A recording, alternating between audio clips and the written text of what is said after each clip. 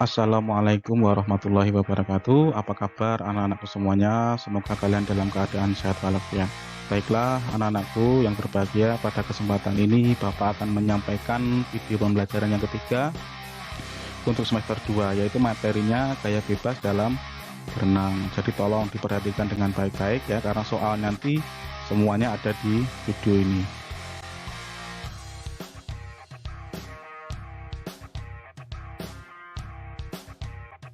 Baiklah, yang pertama sebelum kita ke materi renang gaya bebas, apa itu pengertian renang ya?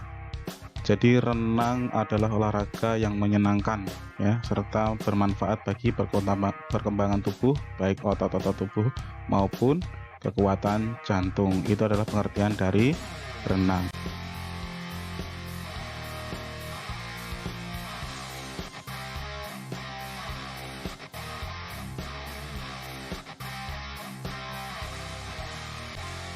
Gaya dalam renang ya dapat dibagi menjadi 5. Yang pertama adalah gaya bebas yang nanti kita akan bahas. Yang kedua adalah gaya punggung, ketiga gaya dada, keempat gaya kupu-kupu, dan yang keenam adalah gaya samping atau side stroke.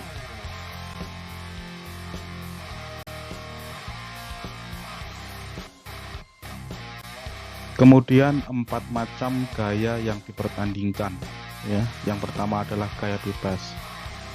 Dari ciri khas gaya bebas adalah seluruh anggota badan ini berada dalam satu garis lurus ya. Kemudian gerakan kedua lengan berada pada permukaan air.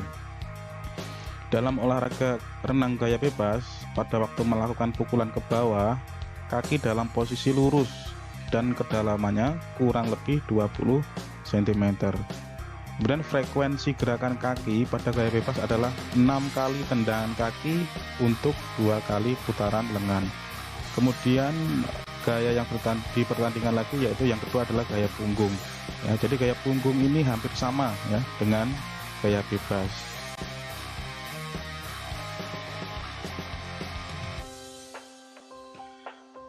Lanjutannya yaitu yang ketiga adalah gaya dada. Gaya dada ini sering disebut dengan gaya kata. Kemudian yang keempat adalah gaya kupu-kupu ya. Gaya ini pengembangan dari gaya dada, jadi hampir-hampir sama ya.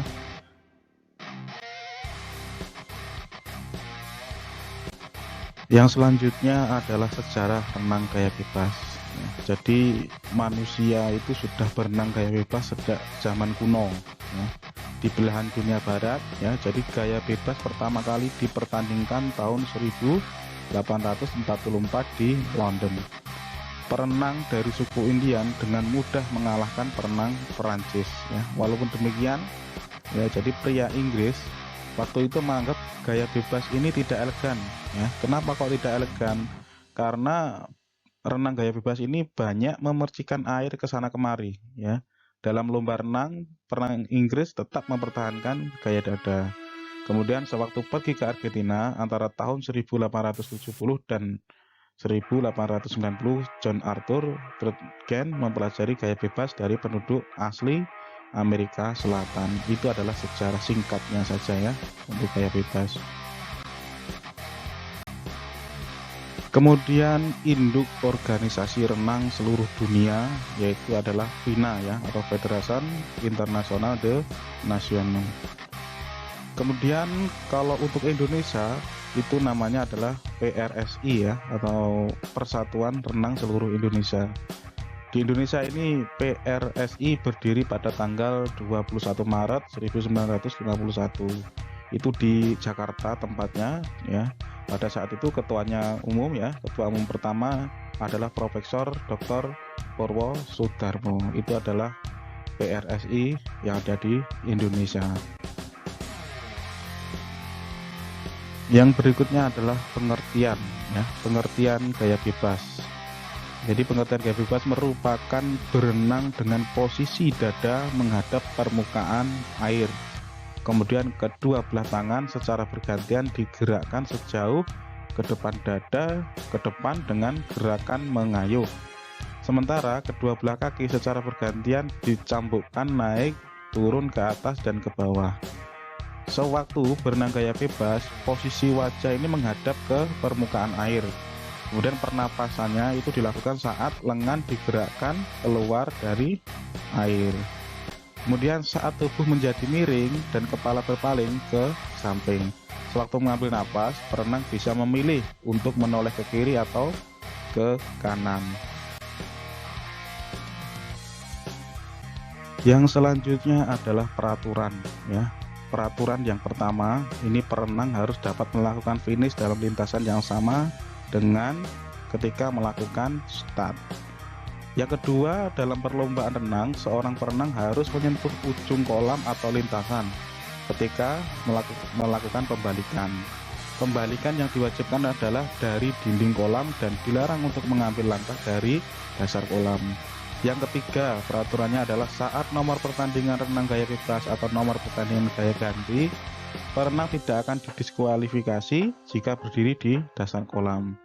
Yang keempat, yaitu perenang akan dikenakan diskualifikasi jika mengganggu perenang lainnya, ya, dengan cara menyeberang ke lintasan lain. Yang kelima, semua peserta atau perenang tidak diperkenankan untuk menggunakan alat yang dapat menambah kecepatan, daya tahan, dan daya renang saat perlombaan. Itu adalah peraturan dari pertandingan renang.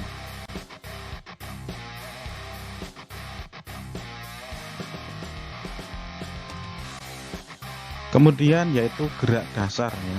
Gerak dasar dari renang. Yang pertama adalah awalan. Awalan ini dilakukan dengan gerakan meluncur, ya. Gerakan meluncur dapat dilakukan dari dalam air maupun dari atas kolam. Ketika melakukan gerakan meluncur, posisi badan lurus mulai dari tangan hingga kaki di permukaan air. Yang kedua adalah gerakan tangan, ya. Gerakan tangan ini dilakukan dengan cara mengayunkan tangan ke atas, depan secara bergantian. Setelah tangan yang diayunkan berada di depan, tarik tangan tersebut ke bawah hingga berada di samping dada. Itu adalah gerak dasar.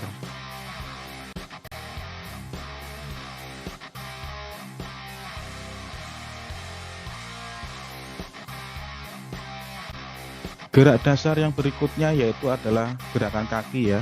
Gerakan kaki dalam renang gaya bebas dilakukan dengan gerakan naik turun kaki secara bergantian, ya. Gerakannya naik turun kaki dilakukan di dalam air. Kemudian yang keempat yaitu pernapasan. Gerakan pernapasan ini dilakukan dengan memutar kepala ke samping hingga mulut berada di atas permukaan air, ya. Gerakan memutar kepala hanya dilakukan pada satu arah. Kemudian pernapasan ini dilakukan dengan menggunakan mulut.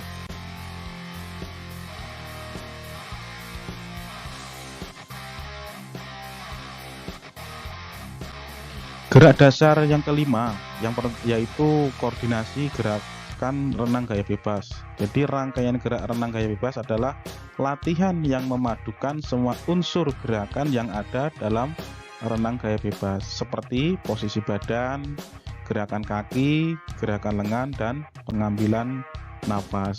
Kemudian gerak dasar yang keenam adalah pembalikan renang gaya bebas. Ini ada dua macam pembalikannya, ya, yaitu pembalikan biasa dan pembalikan gaya bebas dengan salto.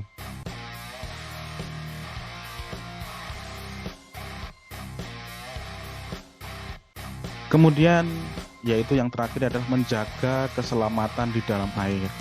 Jadi jika kalian melihat teman Anda itu terjadi kecelakaan di air atau tenggelam, jadi yang pertama kalian jadi jika korban masih dalam jangkauan, maka caranya adalah raihlah korban dari dek kolam atau masuklah ke kolam.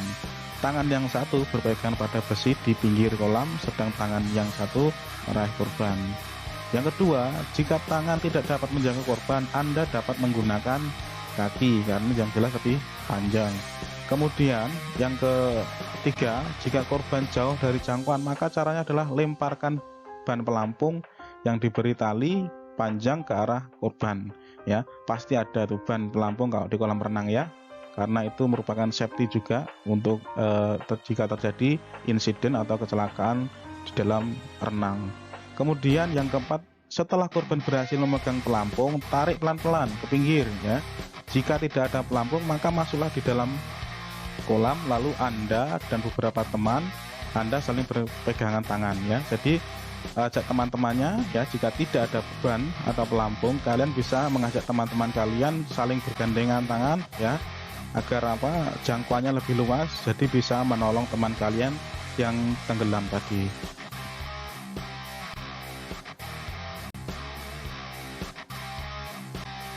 Baiklah anak-anakku, mungkin itu yang dapat Bapak sampaikan, kurang dan lebihnya Bapak mohon maaf. Ini ada soal lagi ya, tolong kalian kerjakan ya, jangan ditunda-tunda, yaitu linknya ada di situ ya. Silahkan ketik link di atas ini di Google Chrome di HP kalian ya.